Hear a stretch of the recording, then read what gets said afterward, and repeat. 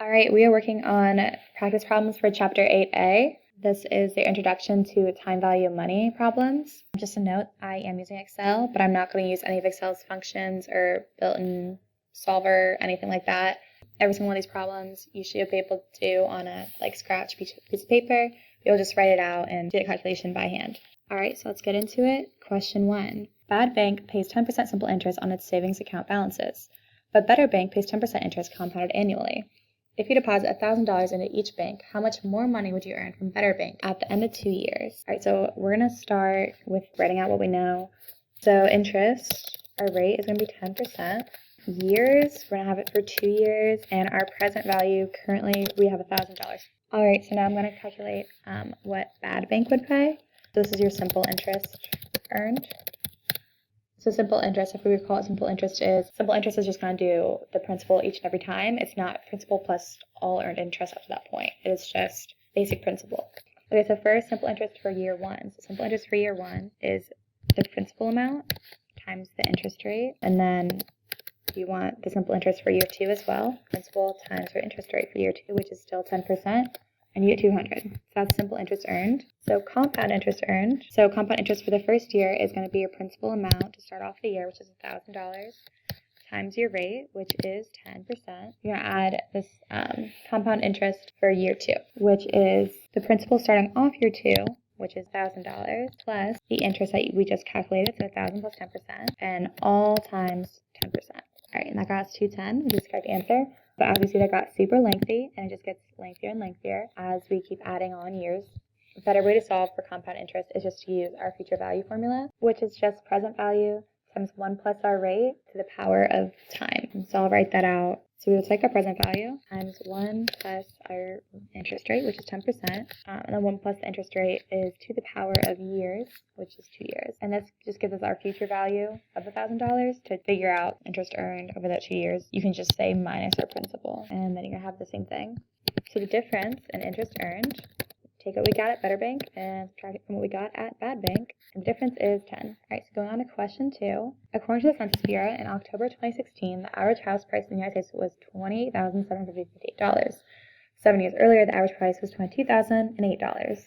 What was the annual increase in the price of the average household? All right, so we're going to start with our given information again. We are given average house price in 2016 and 7 years earlier. So we know that at least we're given years. 7 years have passed between the difference in values. The future value is going to be this $28,000 value, not because it's a higher value, it's because it's like the later value. Earlier, the price was this $22,000 number. That's going to be our present value, and we are solving for a rate. Okay, to solve for rate, we have to rearrange either our future value formula or our present value formula. Either way you do it, you're going to get the same formula. It's going to be R is equal to future value divided by present value raised to 1 over t, all minus 1. Okay, so if we go ahead and do that, all the formula is exactly as written. We take the future value, 20,000 divided by 22,000, which is the present value, all to the power of 1 divided by our number of years, which is 7, and subtract that whole thing by 1, we get 3.9%.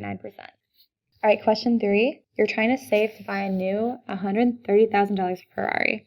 You have $31,000 today that can be invested at your bank. The bank pays 4% annual interest on its accounts. How long will it be before you have enough to buy the car? Our goal is to have $130,000. We want to trade that amount of money for a Ferrari. So our future value that we're going to need is $130,000. Our present value is $31,000. And then the rate we're given is 4%.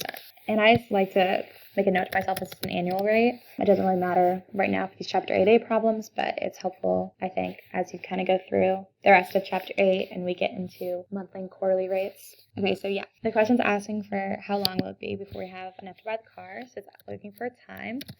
In order to find this, we are going to have to go ahead and rearrange our present value or future value formula again to find what formula to use for time, right? And if we do this, you can do it again from starting from either formula. You're going to get time is equal to the natural log of future value over present value, all divided by the natural log of 1 plus our annual interest rate. All right, and then if we just solve for time using exactly this right here, and again, you have to type this in on like an actual calculator. You will not have Excel, so make sure you know how to do natural logs on the calculator. You'll take the natural log of the future value, $130,000, divided by our present value, $31,000, and divide by the natural log of 1 plus r All right, and we get 36.55. So that's how many years it will take for us to buy that Ferrari. All right, and question 4. Prudential Incorporated has an unfunded pension liability of $800 million that must be paid in 18 years.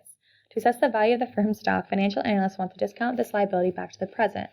If the relevant discount rate is 5.5%, what is the present value of this liability? All right, and we're told that Prudential Incorporated must pay a liability of $800 million in 18 years. So our future value is $800 million, and our years is 18, and then later we're given the rate. All right, and to solve for this question, we are just going to plug this right into our present value formula.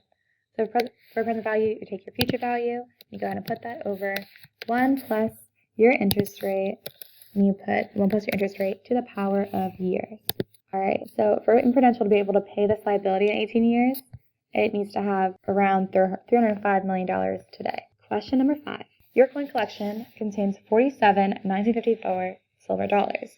Your grandparents purchased them at a face value for $1 each at the end of year 1954. How much will your collection be worth when you retire at end of year 2033? Assuming they appreciate an annual rate of 12%. All right, so we're going to start again with what we're given. And we are given that present value of this investment is just the 47 silver dollars times 1. Right? Because we paid $1 for each of them, and you have 47 of them. So our present value of this investment was just $47 in year 1954. All right, and then we are kind of given years. We're going to have to calculate years. To do this, you're just going to take 2033 minus 1954. You get 79 years. All right, and then we're also given the rate. So the rate is 12%. This is just a simple future value problem. You go ahead and take the present value, and you multiply that by 1 plus our rates. Put that to the number of years. All right, and so what this is telling us is that this $47 investment, growing at 12%, will yield $363,000. All right, question 6. During 2016, the sculpture was sold at auction for a price of $10,300,000. Unfortunately for the previous owner, he had purchased it in 2012 at a price of $12,300,000. What was his annual rate of return on the sculpture? All right, so we're looking for rate. But let's first start with what we're given. We are given the price that this was sold for in 2016, and that in this problem is our future value, because our other value here is given at 2012. So we're at 2012. You're told that it is worth quite a bit of money, but unfortunately for this man, 4 years later, it is worth less money. All right, and then we are also given the amount of years that have elapsed from 2012 to 2016 is 4. All right, and we're solving for the rate. So we're going to pretty much use that exact same rate formula we had from up here. All right, so our rate is equal to the future value divided by our present value, all raised to the power of 1 divided by our years, all subtracted by 1. All right, and we have a negative rate. Question 7. You have just made your first $2,000 contribution to your retirement account. Assume you earn a return of 8% and make no additional contributions. What will this account be worth when you retire in 40 years? We're given that present value is $2,000, that you assume a rate of 8%, and you are given the amount of years you have until retirement, which is 40. And you're asking what it'll be worth then, so you're solving for your future value. And we know future value is just your present value times 1 plus your annual interest rate, all raised to the power of years. All right, so this $2,000 at 8% over the course of 40 years is going to equal $43,000. That is definitely not enough to retire, so maybe make some additional contributions to your account. All right, question 8. Suppose you deposit $335 today in an account. You'll get $1,080 after 17 years. What is the annual compound interest rate? Present value of our investment is $335. The amount of years we have to wait for this to grow is 17, and our future value we'll have at the end of 17 years is $1,080. And we are asked what the annual rate is. So we are just going to use that rate formula one more time, which is our future value divided by present value raised to the power of 1 divided by years, all subtracted by 1. Again, you can get this formula kind of from rearranging some of the terms in either your future value or present value formula, whichever one you're most comfortable with. So this $300 some had to go at around 7% for you to get about $1,000 after 17 years. All right, question 9. Suppose you deposit $810 today in an account paying 8% annual compound interest. After how many years can you get $38,821. So this is a question that's asking us for time. We're given everything else. So given what we deposit today, so present value, $810, at a rate of 8%, we want to know how long it's going to take before we can have a future value of $821. So we are solving for time. If we recall from before, our time equation is the natural log of future value divided by present value divided by the natural log of 1 plus our interest rate. All right, and we get about 10.5 years. All right, and it says around 2 decimal places, so that's what we'll do. All right, question 10. What is the future value after 7 years of $7,513 that you deposit today in an account paying 9% annual compound interest rate? All right, so we were asked for the future value after 7 years. So we were given the present value of $7,513. We're given the years, which is 7, and we're giving a rate of 9%. And so this is real simple. I just want us to use the future value formula. So that is just your present value times 1 plus r, all raised to the power of years. How much do you deposit today in an account paying 7% annual compound interest in order to get $48,318 after 4.67 years?